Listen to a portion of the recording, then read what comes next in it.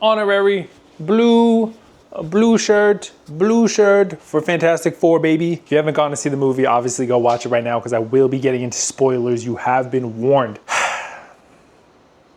Sue Storm dies. That's for all you motherfuckers who didn't click off. That's what you get. That's what you get. She dies. She dies in the movie. She does. For those of you who know, that's not even a troll. I'll get to my biggest gripe at kind of towards the end of the video because I do want to show just a lot of praise because Marvel has just been on an absolute downward spiral, and the first glimpse of them coming back was Thunderbolts, in my opinion. Anyway, I'm getting off topic. This is not about Thunderbolts. This is not about the continuation of Marvel. This is about the fantastical version of Fantastic Four that was displayed and bestowed upon my eyeballs. I think their synergy was really, really good. Something that we haven't seen before, and something that I was really, really excited about was the Silver Surfer. I shouldn't say that we haven't seen him because we did see him in the 2007 Fantastic Four Rise of the Silver Surfer, but this version of the Silver Surfer got the most action to screen time ratio I think that we've ever seen. And maybe I need to go back and rewatch that Fantastic Four to get a real grasp and comparison of the two because it has been a while. But this version of Fantastic Four got, I think, just so much more action and those suspenseful moments, like when she was reaching over into Sue Storm's stomach and she's just about to get Franklin. I think that was very anticipatory for me. Seeing her ride on the faster than light travel, I thought was crazy. The whole scene with the black hole, everything that had to do with the Silver Surfer and catching up to the Fantastic Four, amazing. We also got some of the most comic booky stuff.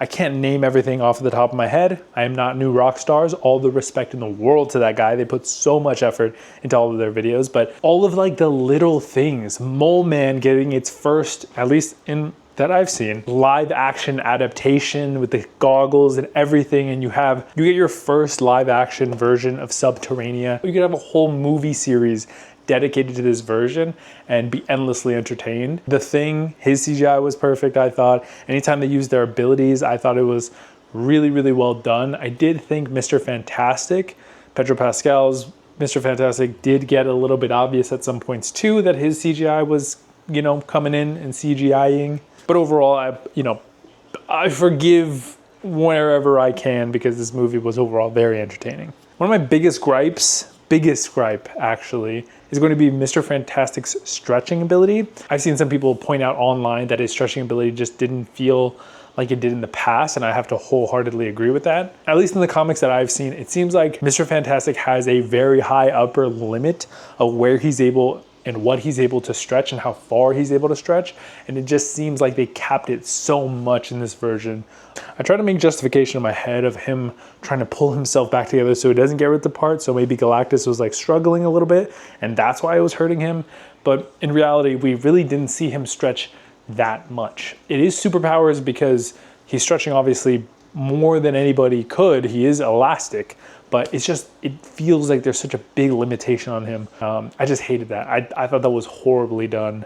And I just wish he was more elastic. But just when everybody started talking about how all of the superhero movies were oversaturated and how Marvel was done, dare I say we might be back. We might be back. I'm not gonna lie, I was definitely not looking forward to the rush of Doomsday, to the rush of Secret Wars. But this does give me a little bit more hope. If we keep going on this line of just making sure that our heroes feel as human as possible and are making human decisions, because at the end of the day, they're superhumans, I think we're going to be going in an insanely fun and rewarding direction with both DC and Marvel. And these two at their peaks are going to be at the most elite competition, and that's just going to be good for everybody. We're gonna get some of the best films ideally, we're gonna get the best characters ideally, and the best storylines ideally. That being said, if you haven't gone to watch this, I don't know what you're doing here at the end. I'm sorry I've spoiled basically everything. Franklin gets his abilities at the end, or shows his abilities I should say, because throughout the movie we do see that he was masking them the whole time. That I'm not sure why, although in the comics he is like an Omega level mutant. He's basically God in that universe. He's able to do he's like a MacGuffin or a muffin, something like that. This does feel like the first movie where I feel like these set of characters could be the spearhead of the next generation of Avengers. That's my ramble. Let me know what you think down below. What would you give it? My official rating for me would be an 8.5 out of 10. Movie was great. Absolute cinema. For those who haven't seen it, again, I don't know what you're doing here. What the fuck? But I appreciate you watching. Be safe. Thanks so much for watching. I'll see you guys in the next one. Peace.